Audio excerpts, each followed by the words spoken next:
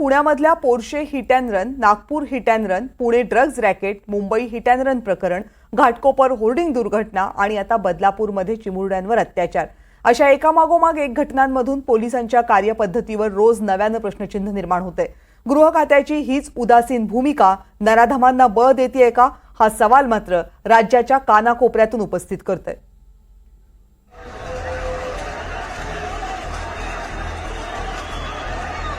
बदलापुरातल्या उद्रेकानंतर police खात्याच्या कार्यपद्धतीवर पुन्हा एकदा प्रश्नचिन्ह निर्माण झालंय।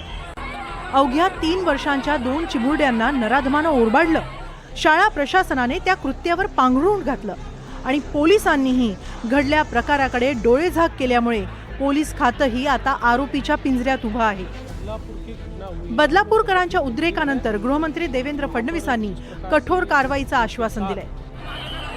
कर्तव्यात कसूर करणाऱ्या वरिष्ठ पोलीस निरीक्षक, सहाय्यक पोलीस उपनिरीक्षक आणि हेड कॉन्स्टेबल यांचं निलंबन केलंय। मात्र गेल्या वर्षभरातील पोलिसांचा कामाचा लेखाजोखा पाहिला तर अनेक गंभीर गुन्ह्यांमध्ये पोलीस खातंही तितकंच जबाबदार असल्याचं समोर आलंय। 12 आणि 13 ऑगस्टला सफाई कर्मचाऱ्यानं 2 मुलींवर लैंगिक अत्याचार केला। पालकांनी वैद्यकीय तपासणी केल्यानंतर धक्कादायक प्रकार उघडकीस आला। घटनेनंतर पालकांनी पोक्सो अंतर्गत गुन्हा दाखल करण्याची मागणी केली, मात्र पोलिसांनी गुन्हा दाखल करण्यात दिरंगाई केली।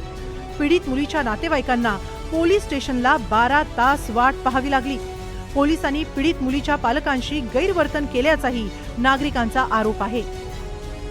संबंधित शाळेवर भाजपशी संबंधित व्यक्ती ट्रस्टी असल्यामुळे कारवाईत दिरंगाई केल्याचा आरोप नातेवाईकांनी केलाय। अखेर संतप्त जमावाने शाळेत राडा घातल्यानंतर पोलिसांच्या कारवाईला वेग आला। बदलापूरकरांच्या उद्रेकानंतर राज ठाकरेंनीही गृह खात्याला सुनावलंय। बदलापूरच्या शाळेत लहान मुलींच्या बाबतीत जो भयानक प्रकार घडला आहे तो धक्कादायक आणि संताप आणणारा आहे। मुळात या घटनेत गुन्हा दाखल करून घेण्यातच पोलिसांनी 12 तास का लावले। एका बाजूला कायद्याचं राज्य म्हणायचं आणि दुसऱ्या बाजूला पोलिसांकडून झालेला हा कुठला हलगर्जीपणा। माझ्या महाराष्ट्र सैनिकांनी हा मुद्दा लावून धरला आहे आणि माझं महाराष्ट्र सैनिकांना सांगणं आहे की या प्रकरणात आरोपीला कठोरातील कठोर शिक्षा होईपर्यंत या विषयात तुमचं लक्ष असू द्या। तर उद्धव ठाकरेंनीही पोलिसांच्या कार्यपद्धतीवरून फडणवीसांवर निशाणा साधलाय। पुण्यातल्या पोर्शे कार प्रकरणातील आरोपीला निबंध लिहून सोडून दिलं, तसंच बदलापुरातल्या आरोपीलाही निबंध लिहून सोडून देणार का, असा सवाल उद्धव ठाकरेंनी केलाय। काही दिवसापूर्वी आपल्याकडे वरळीला ते हिट अँड रन झालं होतं, काय त्याचं नाव, मीर शहा। आता तो सुद्धा असाच होता ना, त्या महिलेला परपटत त्यांनी नेलं। आता पुढे काय झालं का, त्याच्याकडनं पण निबंध लिहून घेतला। आता सुद्धा हे जे केवळ जर का भाजपचे कार्यकर्ते असतील तर त्यांच्याकडनं निबंध लिहून घेऊन त्यांना सोडून देणार का, संपूर्ण जग आता बघतंय। बदलापूरमधील डॅमेज कंट्रोलसाठी आता IPS अधिकारी आरती सिंग यांना मैदानात उतरवण्यात आलंय। डॉक्टर आरती सिंग या 2006 बॅचच्या IPS अधिकारी आहेत। आरती सिंह मूळच्या उत्तर प्रदेशच्या आहेत। प्रशिक्षण पूर्ण झाल्यानंतर त्या 2 महिने औरंगाबाद इथं प्रशिक्षणार्थी म्हणून होत्या। पुढे त्यांनी गडचिरोली इथं कर्तव्य बजावलं। गडचिरोलीत सेवा केल्यामुळे त्यांना केंद्र शासनाकडून आंतरिक सुरक्षा पदक मिळालंय। भंडारा, संभाजीनगर आणि नागपूर ग्रामीण इथे अधीक्षक पदाची जबाबदारी सांभाळली। अमरावती पोलीस आयुक्त म्हणून देखील कर्तव्य बजावलं।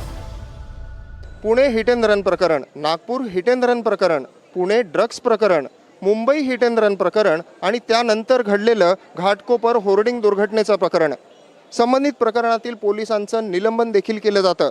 चौकशीसाठी SIT समित्यांची स्थापना केली जाते आणि काही दिवसांनंतर नवीन घटना घडेपर्यंत सगळी यंत्रणा पुन्हा एकदा ढिम्म असते। पोलीस खात्याची हीच उदासीनता बदलापूरसारख्या नराधमांना जन्म देते का?